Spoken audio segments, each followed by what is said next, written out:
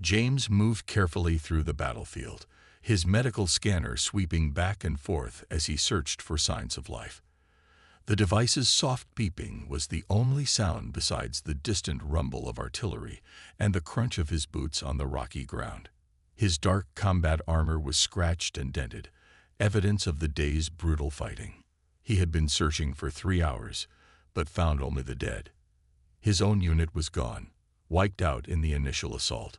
Now he worked alone, driven by the oath he had taken as a combat medic, to help anyone in need, regardless of which side they fought for. The scanner's beeping suddenly changed pitch. James stopped, adjusting the settings to get a better reading. There, among the wreckage of what looked like an alien medical transport, a life sign, barely registering but still there. Moving quickly but cautiously, he made his way toward the signal. As he got closer, he saw her, a Bright Star medic, half buried under debris. Her blue skin was alarmingly pale, and the bioluminescent patches characteristic of her species were almost dark. Bad signs. James knelt beside her, his scanner already giving him vital readings. Multiple injuries, severe blood loss, core temperature dropping. He muttered to himself, falling into the familiar rhythm of battlefield triage.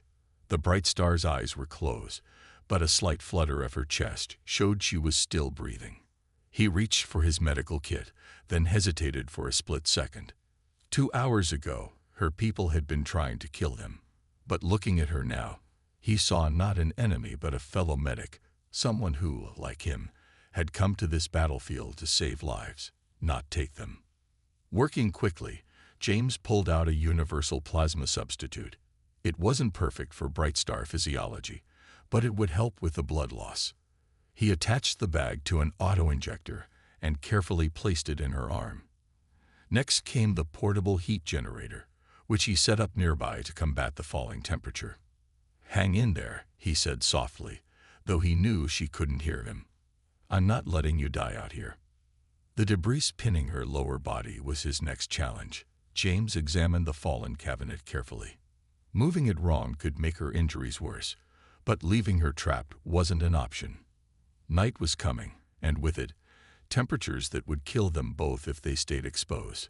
He activated the servo assists in his armor, feeling the familiar hum as the powered joints came online. Carefully, he positioned himself and began to lift. The cabinet was heavy, but his enhanced strength was enough to raise it slowly. As soon as there was space, he used his boot to slide a support strut underneath. The Bright Star medic stirred slightly, her bioluminescent spots flickering weakly. James quickly scanned her legs, bruised badly, but not broken. Good news, finally. A high-pitched whine filled the air, and James instinctively ducked as artillery shells passed overhead. The battle was getting closer again. They needed shelter, and soon. He looked around, evaluating options. The medical transport was too damaged, but about 50 meters away stood the remains of a defensive bunker. Its walls were still mostly intact. It would have to do. James gathered his supplies and gently lifted the alien medic. She was lighter than he expected, though that might have been his armor's assistance.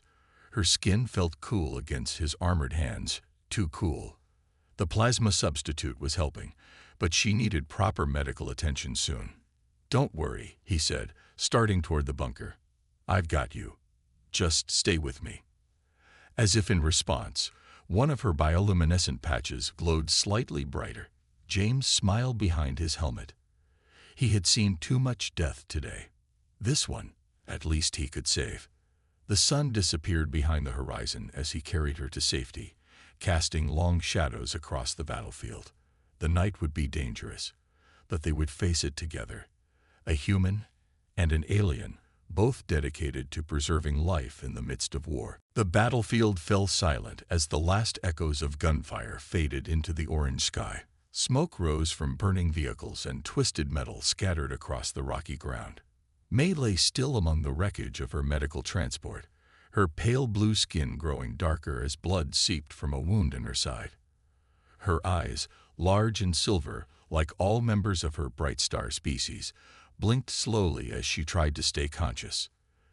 The attack had come without warning. One moment she had been treating wounded soldiers in the back of the transport. The next there was a deafening explosion as enemy fire tore through their shields. May remembered the screams of her patients, the feeling of being thrown against the wall. And then darkness. Now she lay here, half buried under a fallen medical cabinet, watching her own blood mix with the purple soil of this border world. Her natural bioluminescence, usually a gentle glow beneath her skin, flickered weakly like a dying light bulb. Each breath sent sharp pains through her chest, and she could taste something metallic in her mouth. Around her, the battlefield told its own story of destruction. The remains of both human and alien vehicles dotted the landscape. Bodies wearing the dark green of the Earth Defense Force lay not far from the silver-gray uniforms of the coalition forces. In death, they seemed to share the same peaceful expression, as if the fighting no longer mattered.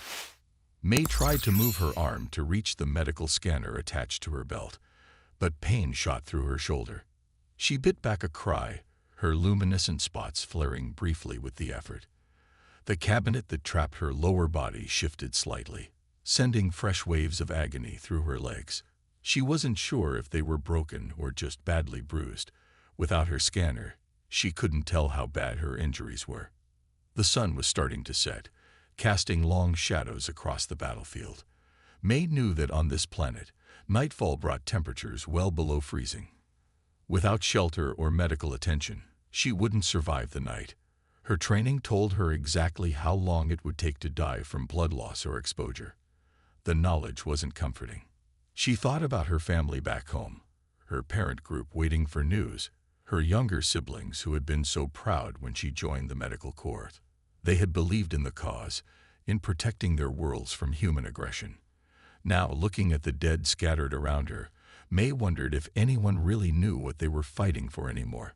A distant explosion made her flinch. The battle had moved on, but stray shots and artillery still lit up the horizon. Each flash illuminated the scene around her in stark detail. The broken medical supplies scattered across the ground. The body of her friend and fellow medic Tom lying face down a few meters away, his normally bright green scales now dull and lifeless. May's vision began to blur. The pain was getting worse, and she could feel herself growing weaker. Her bioluminescence dimmed further, barely visible now even in the growing darkness.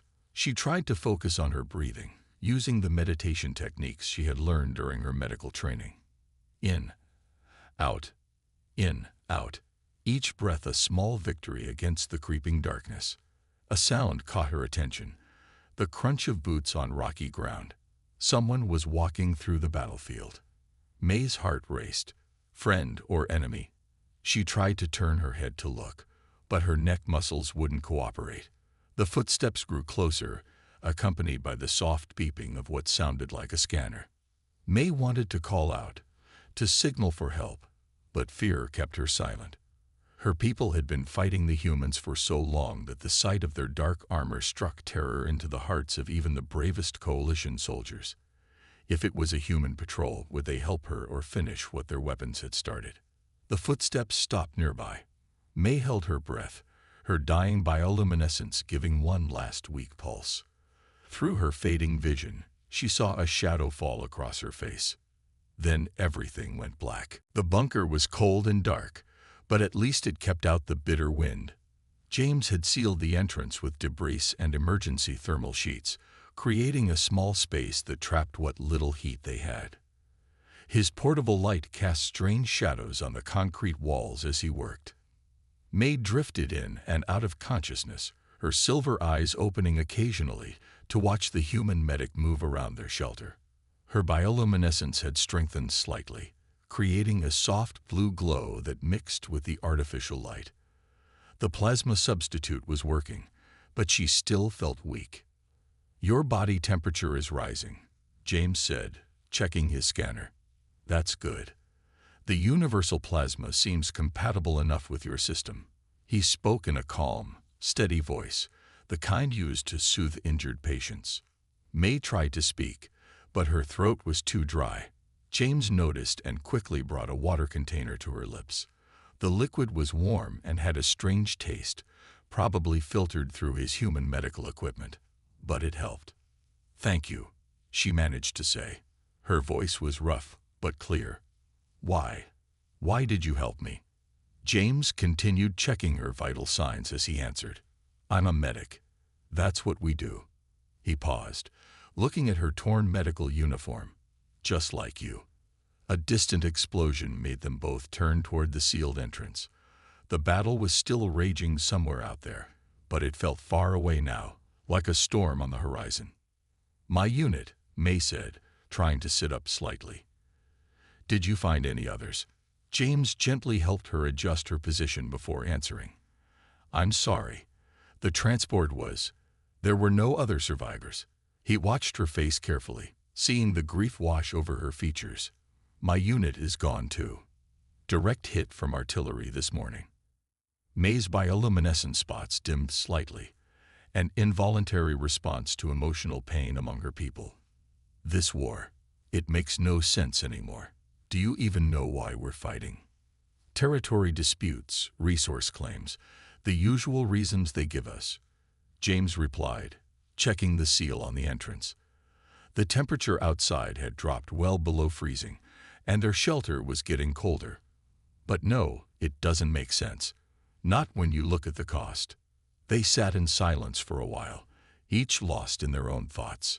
James shared some emergency rations, bland protein bars designed to be digestible by most known species. The food helped, giving May strength she desperately needed. "Tell me about your world," James said as he adjusted the heat generator. "I've never met a bright star before. Not like this anyway." May's spots brightened slightly. "It's beautiful. 3 suns, so we never have true darkness. The whole planet glows like we do." She gestured to her bioluminescent patches. "The cities look like they're made of living light." "Sounds peaceful," James said, a hint of longing in his voice. It was before the war. May shifted, wincing at the pain in her side. "What about Earth? I've only seen pictures in intelligence briefings." James smiled, though it didn't quite reach his eyes.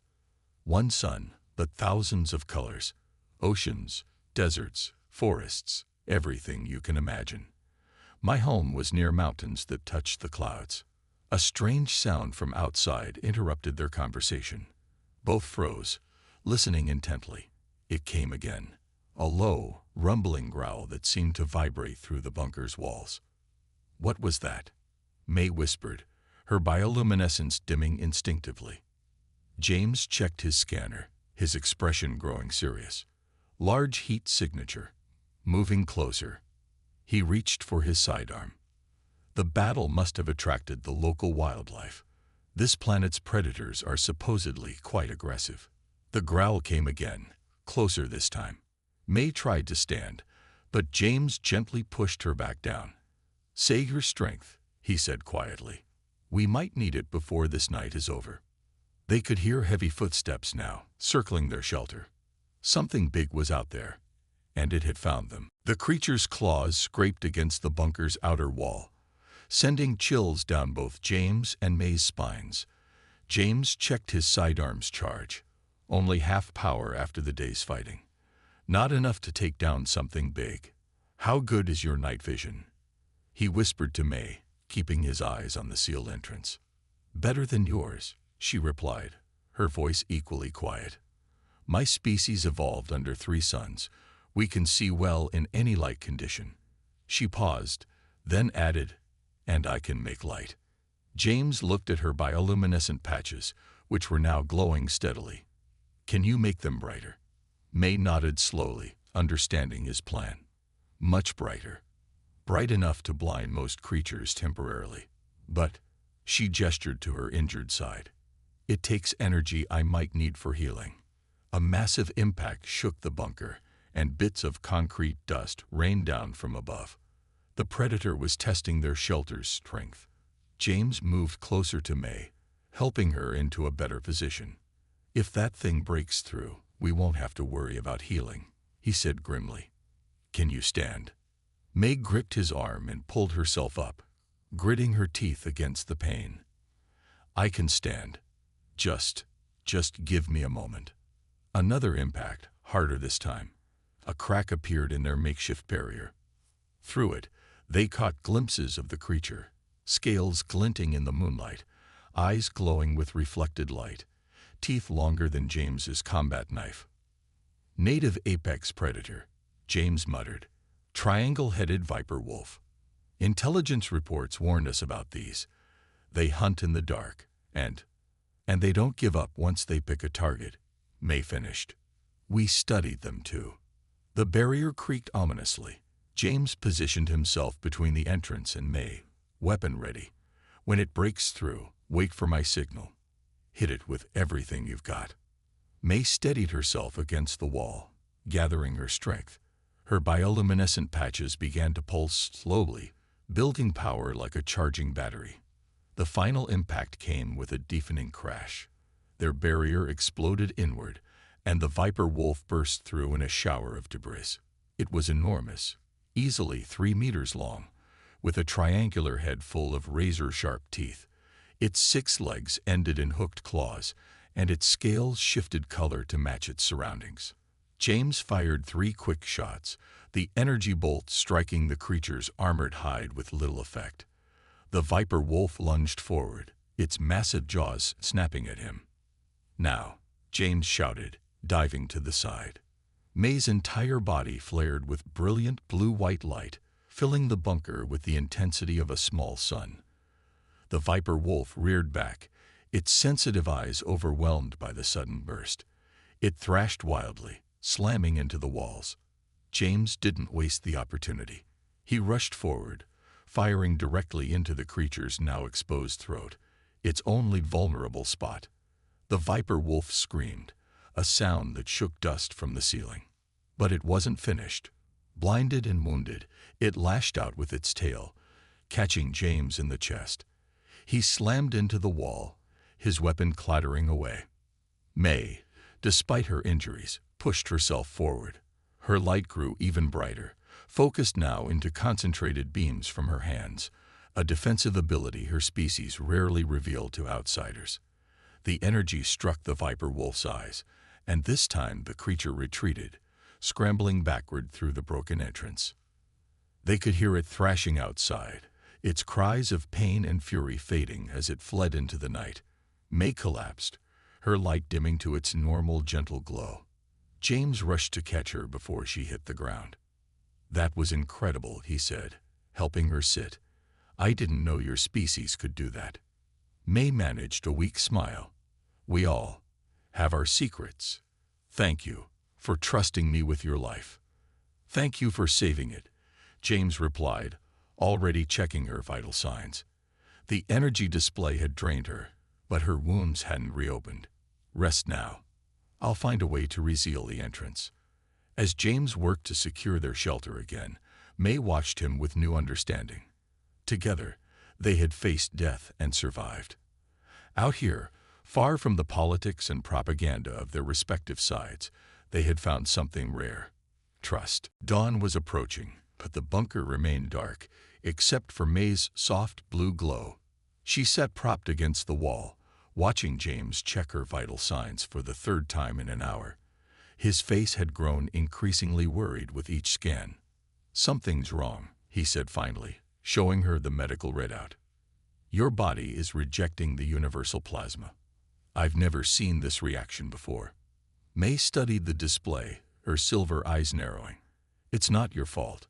There's something I need to tell you." She took a deep breath, wincing at the pain in her side. "The real reason I was on that medical transport." James sat down beside her, listening intently. Outside, the wind howled across the battlefield, carrying the distant sounds of sporadic fighting. "2 weeks ago, I discovered something in our medical database," May continued, her bioluminescence flickering with emotion. "Records of secret experiments. Someone was modifying our biology, making subtle changes to our genetic code." "Your own people did this?" James asked, surprised. May shook her head. "No, the changes came from outside. A third party manipulating both sides of this war." She gestured to her wounds. That's why your medical supplies aren't working properly. My biology isn't exactly what it should be." James processed this information, his military training kicking in. Actually, that makes sense. We've noticed strange patterns in this war. Battles that seemed arranged, intelligence that was too perfect, both sides making decisions that prolonged the fighting. "Exactly," May said, her voice growing stronger despite her weakening body. "I was bringing evidence to our high command when we were shot down. But it wasn't random fire that hit us. The attack was too precise." James stood up suddenly, moving to his equipment pack. He pulled out a secure data tablet and showed it to May. "2 days ago, my unit intercepted unusual communications. We thought they were enemy transmissions, but they didn't match any known coalition codes." May's eyes widened as she looked at the data. "These patterns, they're similar to the ones I found. Someone wanted to stop both of us from sharing what we discovered." "But who? And why?" James asked, though he had a growing suspicion. "War profiteers," May said grimly. "An organization selling weapons and supplies to both sides. They've been manipulating us for years, keeping the conflict going, even changing our biology to make us more dependent on their medical supplies." James checked his scanner again, his jaw tightening at the readings. "Your condition is getting worse. The genetic modifications are fighting against the treatment." He ran a hand through his short hair, frustrated. "There has to be a way to help you." May's bioluminescence dimmed slightly. "There might be. In my medical kit, there was a data crystal with research notes, if it survived the crash." "I'll go look for it," James said, already moving toward the entrance. "The sun's almost up. It should be safe enough now." "Wait," May called weakly. "There's more you need to know. If what I discovered is true, this war, everything we've been fighting for, it's all been orchestrated. Both sides think they're defending themselves, but we're all just pieces in someone else's game." James paused at the entrance. "Then we need to expose them. But first, we need to keep you alive." He checked his weapon's charge. "I'll be back soon. Try to rest." As he slipped out into the pre-dawn light, May watched him go with mixed emotions. Here they were, supposed enemies, now working together against a hidden threat. Her people had always seen humans as aggressive, dangerous creatures. But now, ironically, a human was risking his life to save her. She just hoped they would both live long enough to reveal the truth about this war. The morning sun cast long shadows across the battlefield as James carefully picked his way through the wreckage. The medical transport lay where they'd left it, its twisted metal frames still smoking in places. He moved quickly but cautiously, aware that he was exposed out here. His scanner swept the area, searching for any sign of the data crystal May had described. The device's range was limited by the residual energy interference from yesterday's battle, forcing him to check each piece of debris carefully. Back in the bunker, May fought to stay conscious. Her bioluminescence flickered weakly, and her breathing had become shallow. The genetic modifications in her system were attacking the human medical treatments like an aggressive immune response. She could feel her strength fading with each passing minute. A sudden beeping from James's scanner caught his attention. Something was giving off a faint energy signature near the transport's crushed medical cabinet. He dropped to his knees, pushing aside broken equipment and shattered supply containers. There, a small crystal cylinder, still intact despite the destruction around it. James reached for it, but stopped as his scanner picked up something else. Movement coming from multiple directions. His military training kicked in as he pressed himself against the transport's remains. 3 figures emerged from the morning mist. They wore unmarked black armor, different from both human and coalition designs. Their weapons were raised, scanning the area methodically. "The crystal must be recovered," one of them said through an electronic voice filter. "No evidence can remain."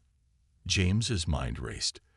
These had to be agents of the organization May had discovered, the ones profiting from the war. They were here to clean up any traces of their involvement. In the bunker, May heard familiar engine sounds, A ship was approaching, but something about its signature was wrong. It wasn't using standard coalition or human frequencies. She tried to reach for her communicator to warn James, but her body wouldn't respond.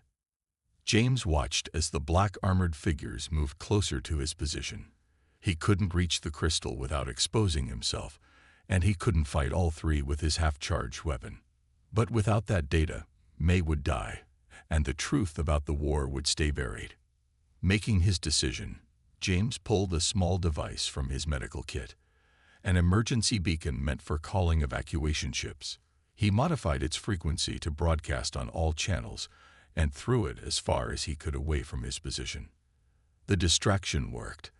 As the beacon blared to life, the three figures turned toward the sound. James lunged forward, grabbing the crystal and rolling behind a piece of twisted metal as energy bolts scorched the ground where he had been. "Target sighted," one of the figures shouted. "Terminate immediately." James ran, zigzagging between debris as weapons fire erupted around him. The crystal was secure in his armored chest pocket, but he was still too far from the bunker. His pursuers were gaining ground, their advanced armor allowing them to move faster than he could. Just then, a familiar sound cut through the chaos. Coalition dropships, followed by human rescue vessels. Both sides had picked up the beacon's signal. The black armored figures hesitated, then quickly retreated into the mist. They couldn't risk being seen by either military force. James didn't waste the opportunity. He sprinted back to the bunker, his lungs burning from the exertion. Inside, he found May barely conscious, her silver eyes struggling to focus on him. "Got it," he said, connecting the crystal to his medical scanner. Data streamed across the screen. Research notes, genetic codes, and most importantly, treatment protocols. "Hold on, May. Just hold on a little longer." Outside, the sounds of approaching ships grew louder. Soon, they would have company from both sides. James worked frantically to synthesize the correct treatment from his medical supplies. Everything now depended on whether he could save May in time to reveal the truth about this war. The bunker echoed with the sound of landing ships as James administered the treatment, synthesized from May's data crystal. Her bioluminescence had almost faded completely, but as the modified medicine entered her system, spots of light began to pulse stronger. "Coalition forces, this is Major Reed of Earth Defense." A voice boomed from outside. "We have you surrounded. Release any survivors and surrender immediately." "Earth Defense, this is Commander Bright of Coalition Command," another voice responded. "Our readings show our personnel in that bunker. Stand down and allow us to retrieve them." James looked at May, whose silver eyes were now clearer as the treatment began to work. "Ready to change everything?" he asked, helping her sit up. May nodded, her strength slowly returning. "They'll both want to shoot first and ask questions later. We need to show them the truth before they start fighting again." The entrance to the bunker filled with light as both sides positioned their forces. James stood, raising his hands. "This is Combat Medic James Miller," he called out. "I have sensitive intelligence for both commands, and I have a coalition medic who needs immediate attention." There was a tense pause. Then Major Reed spoke again, closer now. "Miller, you're supposed to be dead. Your whole unit was reported lost." "Please," May called out, her voice stronger than before. "What we have to show you is more important than this battle, than this whole war." Moments later, the bunker was crowded with officers from both sides, weapons lowered but ready. Their expressions showed shock at seeing the human and coalition medic working together. James connected the data crystal to a larger display screen from one of the rescue ships. "What you're about to see proves that neither side started this war. We've all been manipulated by an organization profiting from our conflict." The evidence was undeniable.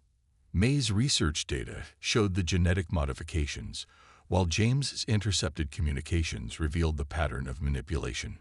Together, they painted a clear picture of corruption and greed that had cost millions of lives.